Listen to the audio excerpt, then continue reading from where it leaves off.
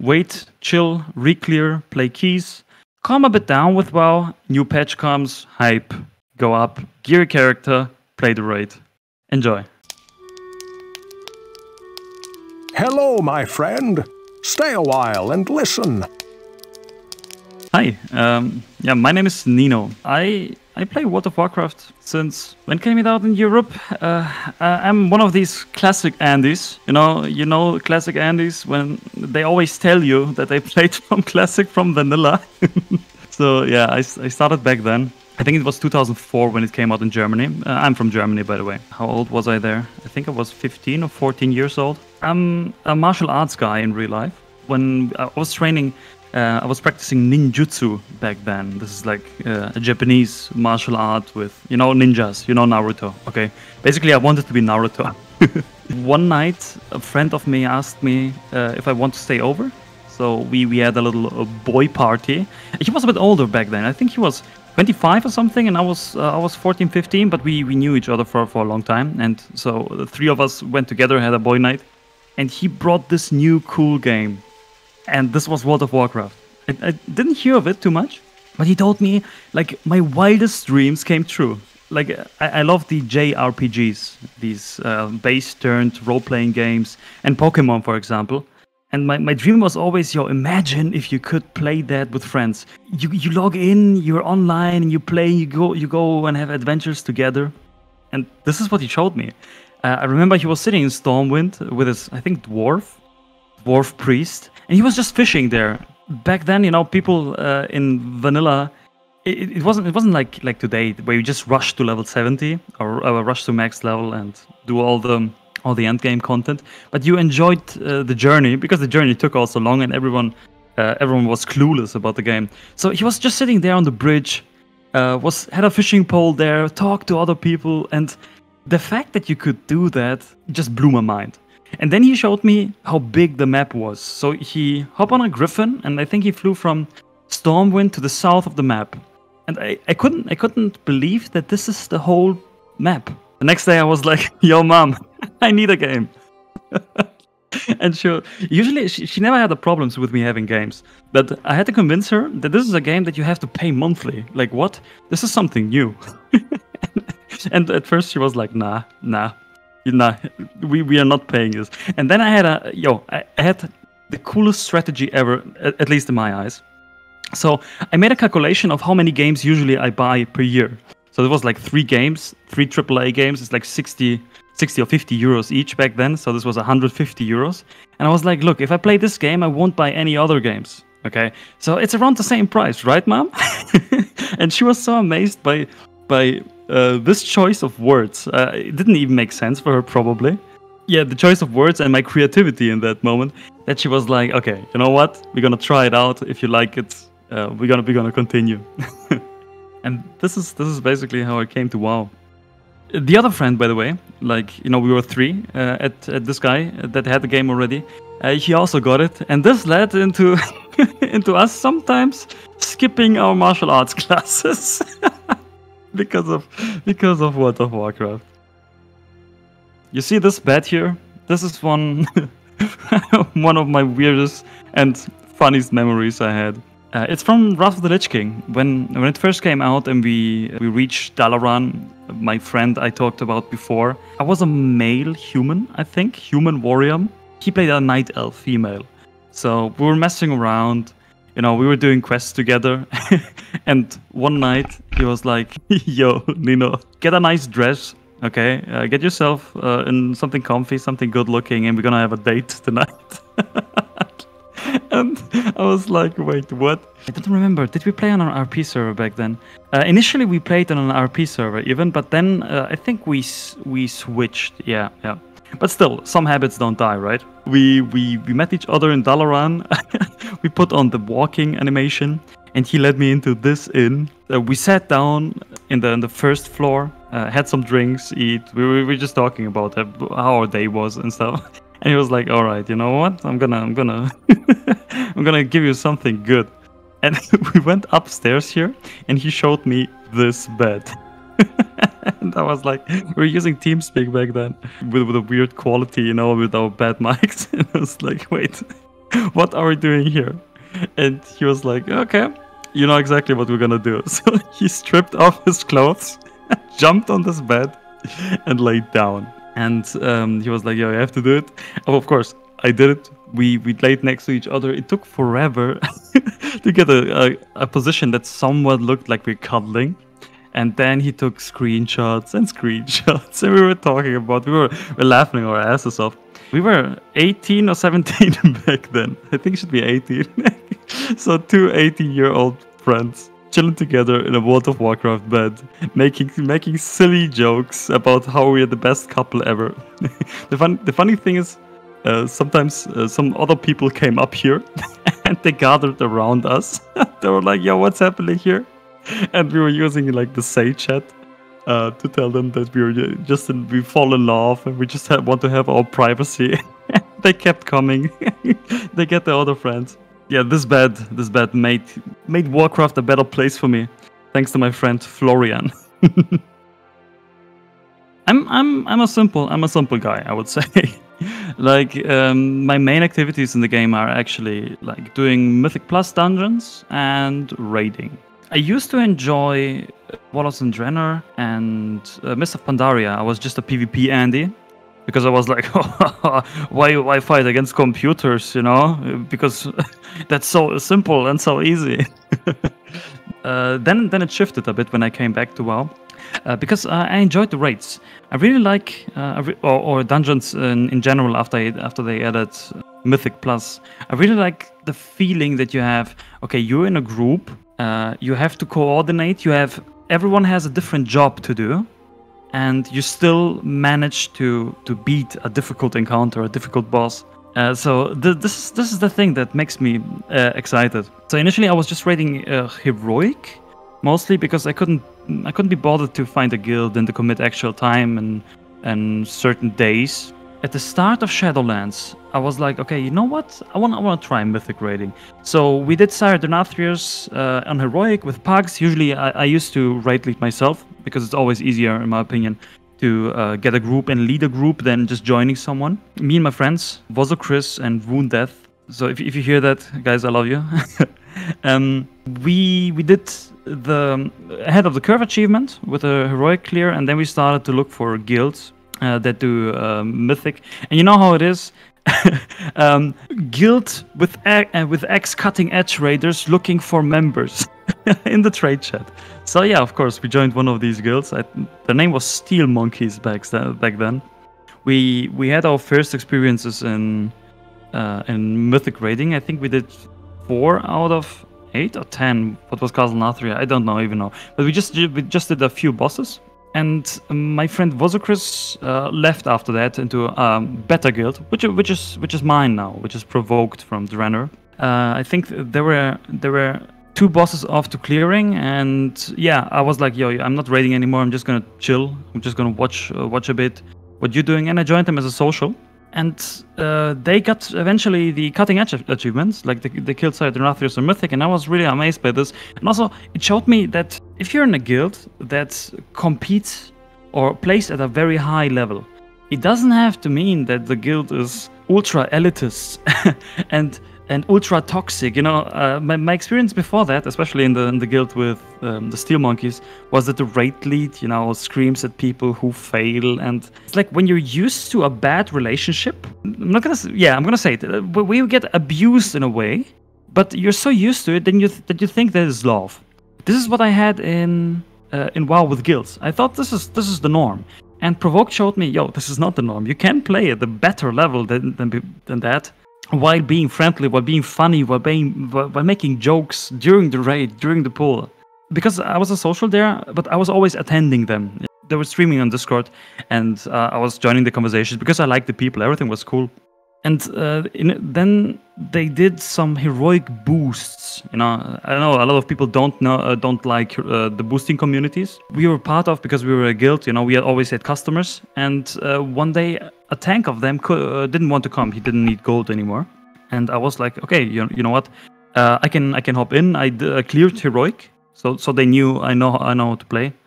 And then they saw me as a player, and not only as one of the socials. Yeah, and then I think patch 9.1 came along, and our our tank back then, he decided to go pro. Oh, no, not pro, but to go full classic Andy. I think Burning Crusade came out at that time or something. So he left the guild and there was a tank spot open, and they saw me tank, so they were like, "Yo, Nino, do you want to join? We raid 3 times a week." Yeah, I had a struggle. Like, dude, can I commit 3 times a week for raiding? Can I? And because it's always something different if you have to commit at a certain time. Then I thought, yo, I'm always there anyways, right? So I was like, yo, let's give it a try. So I joined him as a tank. By the way, the guy who left, his guild disbanded after 1 week. So he was like, okay, guys, I'm back. Do you have a spot for me? But the tank spot was taken, so they trialed him again as a DPS, and he's still a DPS in our guild. So yeah. And this was my first time that we had a cutting edge experience with, I think, this was the Sylvanas raid, Sanctum of Domination. And the experience there was amazing. Like, even though you fight against a boss that is really hard and you have like 200 wipes on it, it's not discouraging because people are like-minded. People banter with each other. They laugh. They push each other. It was such a cool experience. I was like, okay, this is it. This is it. After that, I found my love for keys as well. I didn't like the initial idea of, doing the same dungeon over and over again over the span of a whole expansion. Because, okay, you get the new affix here and there, right? But it's still the same dungeons. And what Blizzard did in the latest patch in Shadowlands with switching up dungeons, bringing in older content was amazing. Like the thing they do right now in Dragonflight. So yeah, I joined my friends with some key pushing. I'm still behind a bit. The raiding is the main aspect. Right now we are 7 out of 8 in Mythic, and we have Rezageth until in phase 2. So we're progressing a bit. Should die hopefully in the next 2 weeks if our progress continues like I saw now. Yeah, and then it's rinse and repeat. Wait, chill, re-clear, play keys, calm a bit down with WoW, new patch comes, hype, go up, gear a character, play the raid. Enjoy. What is the reason I log in World of Warcraft and I keep logging in for? It feels like 100 years. Honestly, it's such a unique game, the game concept. I tried other MMOs. It's just not the same. I played Final Fantasy. I love Final Fantasy, by the way. I think they can coexist because they have different strength. But WoW will always be WoW. Right now, I have like 2 main reasons why I log in. One is my guild. Without them, I would not play the game, probably. Maybe just push some keys here and there. But actually playing the game too much like I do in WoW would be a thing. No. So yeah, there's that. Because the social aspect is the cool thing. The feeling of accomplishment, if you do something as 20 people in a raid, like coming back to the raids, you kill that difficult boss after 250 pulls, and then you feel this relief that you finally accomplished it. It just feels good. And then everyone is laughing. Yeah. And also, I really love Warcraft generally. Like, I like the lore. Okay, let's not talk about Shadowlands. Shadowlands is a different thing. But generally, I really like the lore. I also played Warcraft 3 back then, before World of Warcraft was a thing even. What could Blizzard do to keep me playing? I'm glad they're not doing what they did in Shadowlands. Let's put it that way. Like, the way they're acting now, the way they're responding to the community, feedback is amazing. So if they keep doing that, I'm gonna be the first customer on every expansion. Like, okay, you never know how life turns out, but if everything stays the same and I have the time to commit, I will always be there. And the second reason why I still play the game is the videos I make. I'm glad to share knowledge, because the bad thing about this game, what I see is, every big game has this issue. The bigger the community, the more toxic the community gets overall. The sheer number, maybe not percentage wise, but there's always more people playing means more people are toxic. I want to be one of these guys that have the experience in the game and that can help out new players. Is it while I'm leveling a new character and I meet someone in a dungeon, I'm nice to them and I'm trying to, if they have questions, or with my videos. That's why I started to making the guides. So how did Warcraft change over the years? Yeah, since I'm playing from the very start, Warcraft did change quite a bit. It stayed true to itself in heart, yeah, but the changes were pretty substantial. I'd say it had their up and downs. You know, at the start, everything new was exciting. Like at vanilla, you know, you had your base abilities, everything that was added there, and they announced Burning Crusade. Okay, wow, 10 new levels, amazing, something new. It's the first time, yo. We get new talents, we get new abilities. New armor. It was an amazing feeling. Then Wrath of the Lich King came along. Still amazing. Okay, second expansion, again more levels and so on. But after a while, it got bloated. I think this is the fate of every game that's around for so long, right? They started introducing these lent powers, you know, these borrowed powers that we had. Like for example, in Shadowlands, the legendaries or the soul bindings, and in BFA the Azerite armor, so they can just remove it after the expansion ends to not bloat the game even more, which makes sense in a game design place, I'd say, because you don't have to balance something that you can just remove in the end, right?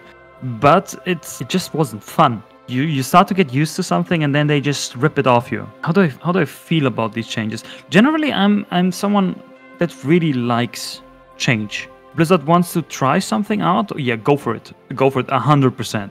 You know, they even have the test realms, unlike Final Fantasy, for example, so they can get the initial feedback.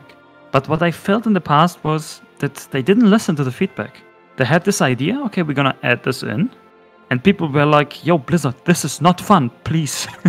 For example, the conduit power that we had in Shadowlands. You know, you just had this energy and you couldn't change it every time you wanted, or the covenants at the start, you couldn't change it. And everyone was like, yo, please, it's not good. But they didn't listen. If they add something, I'm always a fan of it. If people don't like it and they listen to us and they're like, okay, you know what, you're right, we're gonna remove it or reduce it or change it, then it's also fine. But in a way, the stubbornness was a bad thing, and the stubbornness in the past also made me kind of not want to play the game. I think in BFA we had Azerite power, right? With that you kind of had to farm in these expeditions. So Magni still haunts me. Champions, we have to heal the wounds. So you know, it became a chore, and if a game turns into a chore, I don't like it. I was always the guy. For example, it started in Wrath of the Lich King when they added the achievement system. I mean, there are a lot of people who love the achievements and they're really proud of their achievement points. So and they should be, they can, because it's great to have options. But it was one of these things that, okay, they added it, but do I need it? No.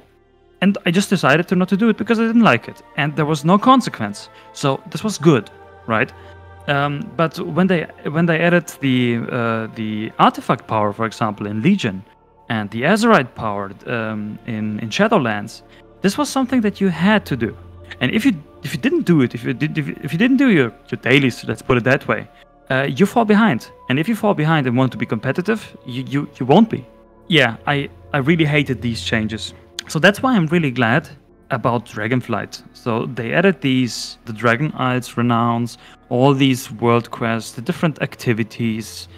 It's amazing, I love it, but I'm just not the guy that does this. So my renown is still really low. Like I'm a more or less hardcore Mythic Raider and kinda high key pusher, but I couldn't be bothered with doing world quests every day or grinding the renown. So I just decided not to do it. And the cool thing is, I'm not in a disadvantage in my guild. It doesn't hurt my rate, and it doesn't hurt the people, because if it was player power related, I would have to do it, even though I don't like it, because I don't want to let my raid team down. The direction of the change that Blizzard is going right now is good. Give us the option to do things that we find fun, especially for Mythic Plus.